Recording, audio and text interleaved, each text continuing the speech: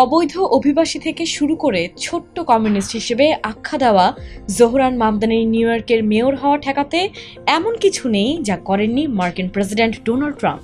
মামদানিকে vote না দিতে new ইয়র্কবাসীকে উৎসাহিত করেছেন, হুমকি দিয়েছেন নিউ ইয়র্কের ফেডারেল তহবিল কমানোরও। ছেড়ে কথা বলেননি মামদানিও।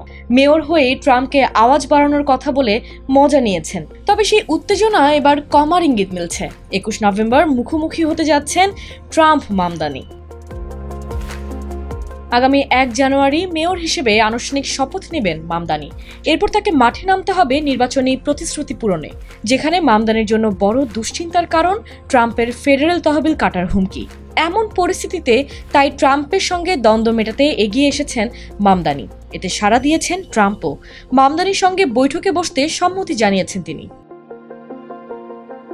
সোশ্যাল মিডিয়ায় দেওয়া এক পোস্টে ট্রাম্প ঘোষণা দিয়েছেন, নিউ ইয়র্ক শহরের কমিউনিস্ট মেয়র জোহরান মামদানি বৈঠক করতে চেয়েছেন। আমরা একমত হয়েছি যে এই বৈঠকটি শুক্রবার 21 নভেম্বর ওভাল অফিসে হবে।